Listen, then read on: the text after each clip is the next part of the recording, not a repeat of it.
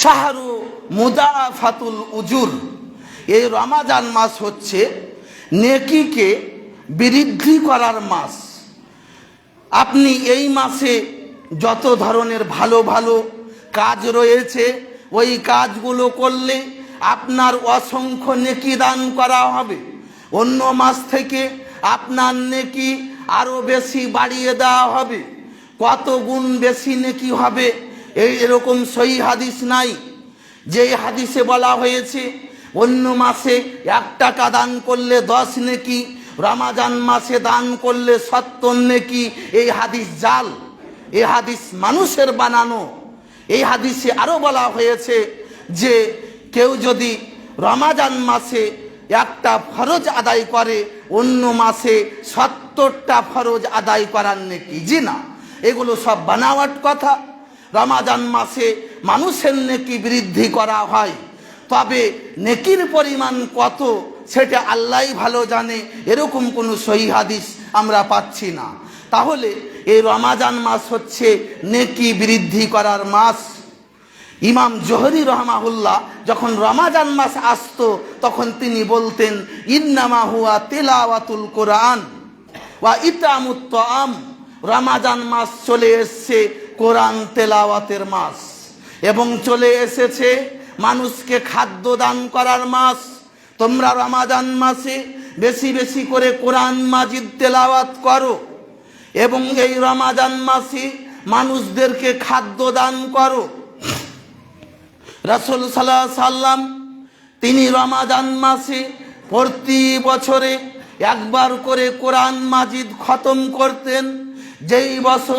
যেই বছর তিনি মৃত্যুবরণ করেন সেই বছর তিনি জিবরাইল আলাইহিস সালামকে কোরআন মাজিদ 2 বার তেলাওয়াত করে শোনান। সহিহ বুখারী 6 নম্বর হাদিস। এই হাদিসে আরো বলা হয়েছে, কানা রাসূলুল্লাহ সাল্লাল্লাহু আলাইহি ওয়াসাল্লাম আজওয়াদান নাস বিল খাইরি ওয়া কানা আজওয়াদু মা ইয়াকুনু ফি রমাজান। রাসূল সাল্লাল্লাহু আলাইহি ওয়াসাল্লাম মানুষের মধ্যে ছিলেন সবচেয়ে বেশি দানশীল, এবং তিনি রমাজান মাসে আরো বেশি দান করতেন।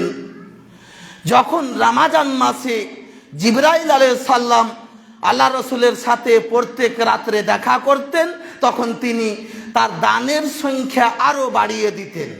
তিনি বাড়িতে যাই থাকতো তা তিনি গরিব মিসকিনের মধ্যে দান করে দিতেন। আজকে আমরা রমাজান মাসে কতটুকু দান করি?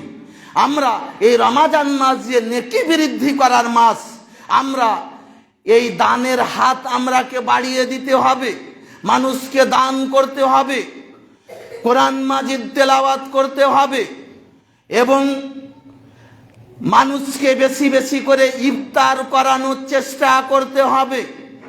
যায়েদ বিন খালিদ আল জোহানি রাদিয়াল্লাহু তাআলা আনহু বলেন, রাসূল সাল্লাল্লাহু আলাইহি সাল্লাম বলেছেন, মান ফাত্তারা সাইমান কানা লাহু মিসলু আজরিহি গায়রা আন্নাহু লা ইয়ানকুসু মিন আজরি সাইমি শাইআ।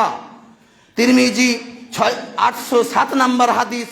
রাসূল সাল্লাল্লাহু আলাইহি সাল্লাম বলছেন, যেই ব্যক্তি রমাজান মাসে কাউকে ইফতার করালো, অর্থাৎ রোজা খোলার ব্যবস্থা করে দিল, তাকে ওই পরিমাণ নেকি দেওয়া হবে যেই নেকি একজন সায়েম ব্যক্তি, একজন রোজাদার ব্যক্তি সারাদিন না খেয়ে থেকে যা নেকি পাবে, যে তাকে রোজা ইফতারি দিবে সে সমপরিমাণ নেকি পাবে।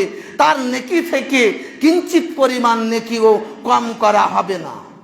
অথচ কিছু মানুষ অন্যের বাড়িতে রোজা খুলতে যেতে চায় না, কারণ যে আমি রোজা খুলতে গেলে আমার নেকিটা সে নিয়ে নিবে। জি না, এ হাদিসে এটা বলা হয়নি। সায়েম ব্যক্তির নেকি থেকে কিঞ্চিত পরিমাণ নেকি কম করা হবে না, নিজের ভিন্ন ভিন্ন নেকি তারা পেয়ে যাবে। অতএব আপনি রমাজান মাসে প্রতিদিন অন্তত একজন মানুষকে ইফতারি দেওয়ার চেষ্টা করেন। আমরা